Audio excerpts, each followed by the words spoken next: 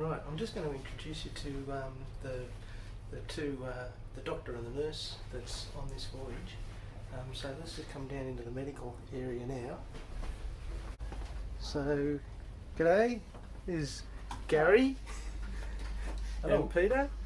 So Gary's the doctor on board the RV Investigator for this voyage down to the plateau, and Peter is the nurse, and they've kindly let us in here just have a bit of a look round at the medical facilities, maybe talk a little bit about what it's like to be a doctor and a nurse on a voyage like this.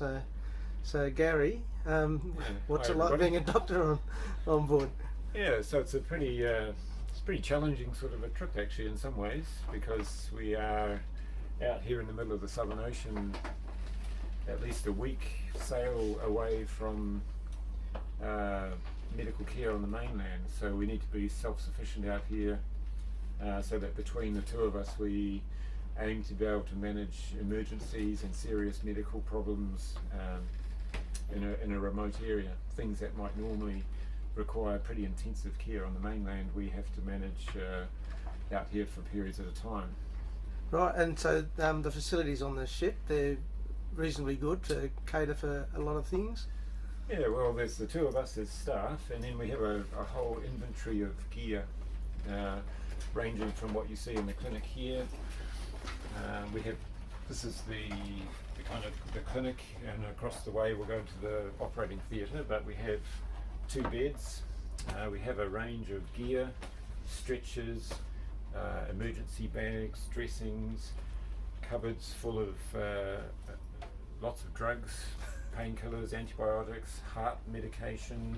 Very good pharmaceutical supply. Quite a big range of so pharmaceuticals. You've got to sort of have as much as you can possibly have for a journey like this, because you can't go to the chemist, can you? We can't write a prescription and send someone down the road to get their prescription, so we have to try and anticipate, and some of that is just kind of having a general idea of what issues are likely to happen at sea, what we might be needing to deal with, and some of it relates to the profile of the crew and the scientists on board that we know about before we get on the ship. We know a bit about people's medical history.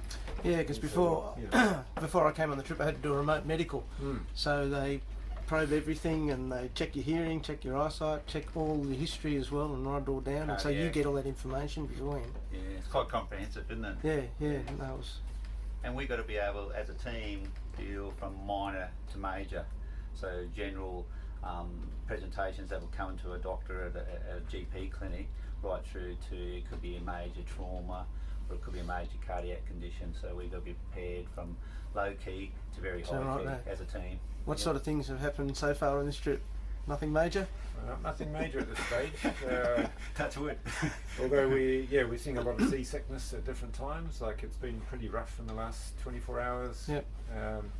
Moderate seas. So treating seasickness is quite challenging actually. It's not an easy condition to treat. There's a number of different medications that we can try for people. So there's been that. There's been people with normal run-of-the-mill things like colds and flus, general practice type things. And you do house calls on this voyage? We do, we do house calls, cabin calls, kitchen calls. Kitchen calls, yeah.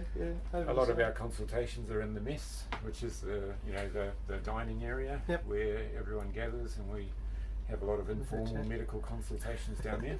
Can you have a look at my bad toe and things like that? Exactly. Let's have a bit of a look round. So, what about this area here?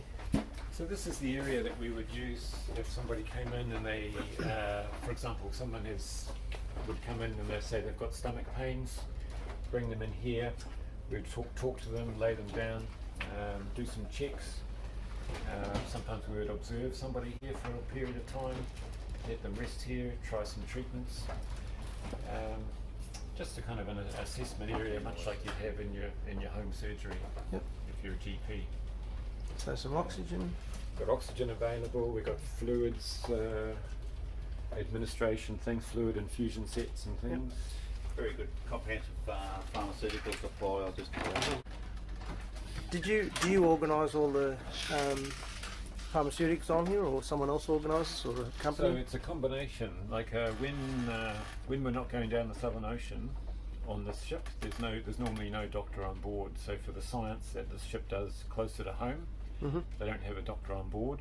But this cabinet of drugs is here all the time, and that's normally one of the crew has paramedic training and administers these drugs under guidance. And there's other drugs that they use as well in the cupboards over there. Yep. And you can also, I guess, contact doctors on shore. And so that's what they would do for more complex things. Yep. For us, we bring extra drugs on board for a longer voyage, more sort of heart drugs, more drugs that would be involved if we had to deal with complex emergencies, or if we needed to operate to do surgery. Now that must be a challenge on a boat that's going up and down. An operation is a big deal in an environment like this. I mean, it's challenging enough with limited equipment and expertise, but in a heavy sea, Quite challenging. with the ship going up and down, and we'll show you across into the operating theatre. We also do a lot of scenario training between us. What would we do if this happened, if a patient presented with trauma, serious cardiac condition? And Gary and I have been working together as a team and doing, it's very important that we know each other and work together, because we haven't worked together before, and we also do set scenarios each day. But you've sort of worked in fairly remote locations in the past, haven't you? Both of us are remote practitioners, really. Yeah, we're both used to working in isolated areas on our own or with a small team, which makes it a little easier for us to adapt to working in this sort of environment, which has got special challenges as well. Yeah, well, because in remote areas you'd have to probably just about deal with everything. We've seen a few things over the years. Yes, we've got some clips of some of the seminars you've taken, and unfortunately we might not be able to show them to the students because they're a little bit gory at times. Gory, sometimes that happens. Yeah. I've censored mine, so maybe Oh, good. tomorrow we can Okay. take a few from Right, there. that sounds good. We'll go that way. If we can have a look at the operating theatre. Yeah, so the operating theatre's here.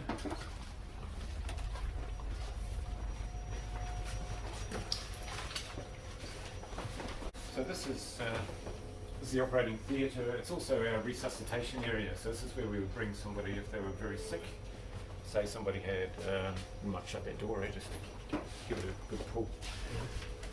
If somebody was very sick, say they had for example, a cardiac arrest, a heart problem, they needed CPR, or they needed, or they had a heart attack, or they had an appendix that needed removing, we'd bring them in here. This is the operating table, or the resus bed, if you like, which is a standard operating table like you get in normal theatres. Over here, this is an anaesthetic machine, which is a machine that you use to put people to sleep for surgery, basically. So that would be something that could be used for doing a big operation on taking out an appendix, or doing something else inside somebody's tummy, or if someone had a major leg injury, for example, you wanted to put them to sleep and fix it up. We have an X-ray machine. This is a pretty high quality piece of equipment that takes X-rays of all kinds, chest, limbs, stomach, pelvis, which we can do here on the ship. Nice and versatile. And the developer is this sort of white cylinder machine over here, where we take the plate from the X-ray machine, put it in here, and get the picture of the X-ray up on the screen. Yep. Yeah. You can also do ultrasound too, Gary. We do have an ultrasound scanner as well that we can use to look at the insides of people. It's amazing you've got so much equipment in such a small little area. Yeah, it's very comprehensive actually. It's we have a life pack machine here, which is your defibrillator and your heart monitor.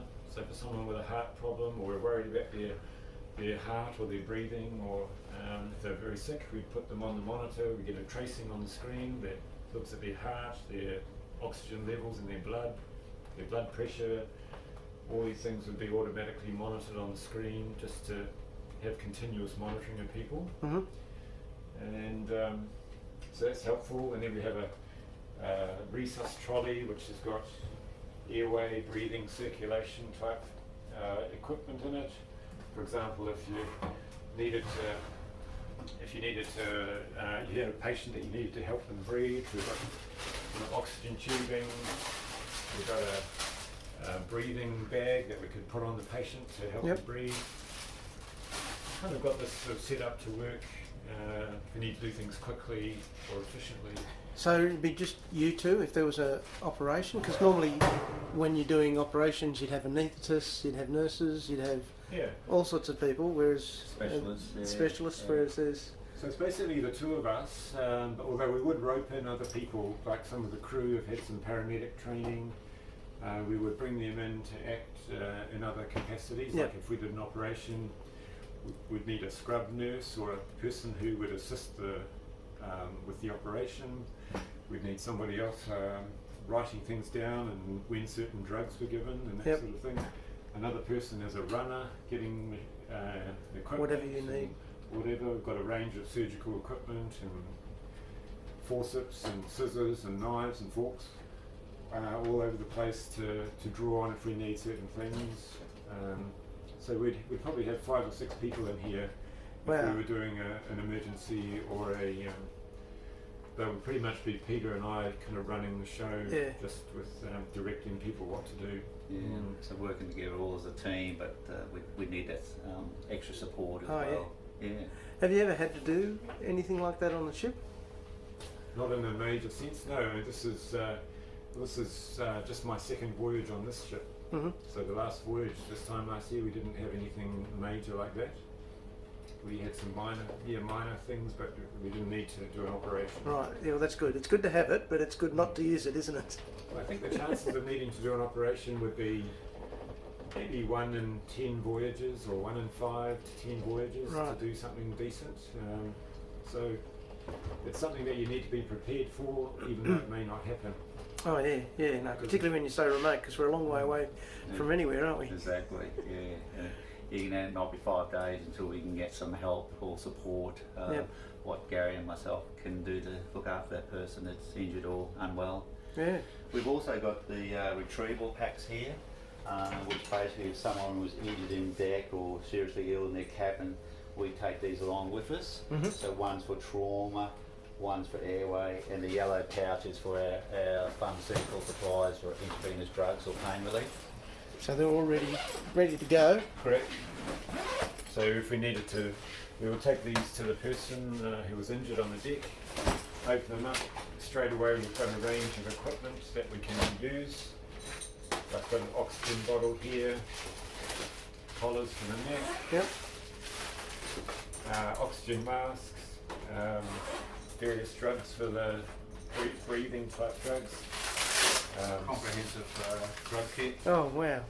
Syringes, bandages, suction machine, tubes for putting down people's throat in case they weren't breathing. So I've got a range of things. And a trauma bag as well. So I'd imagine sprains and breaks and trips and things like that are a little bit more common than the other sorts of health problems. Yeah, especially when it's rough at sea. People very easily slip down a stairway or just trip in the corridor or slip on something in the kitchen. Anything can easily happen. And we do see a range of minor bumps and bruises and occasionally slightly more serious things. Cuts and things. Cuts and things. Yeah, well, because there's also a lot of equipment, engineering equipment and a lot of other stuff that the crew are dealing with each day, particularly when they're deploying things. So I'd imagine, although safety is very, very stringent on the ship, like they really take their safety very, very seriously, which is a good thing. Well, there's two things about safety. One is that obviously the person themselves can easily get injured if you're not careful or if you're not following safety procedures. But also the implications, if somebody gets very sick or very injured, we need to turn the ship around and go back home. And that's a big deal. And there's millions of dollars gone into planning and funding and running this journey for these important scientific experiments that are going on. And if you had to abort that and suddenly turn around and go home, then all that is for nothing. No, so it's so important. Safety's so important. Exactly. Look, thank you very much for that. That's been an excellent tour, and hopefully the students have enjoyed that little tour of the RV Investigator's medical facilities. You're welcome. It's a Thank great you. pleasure.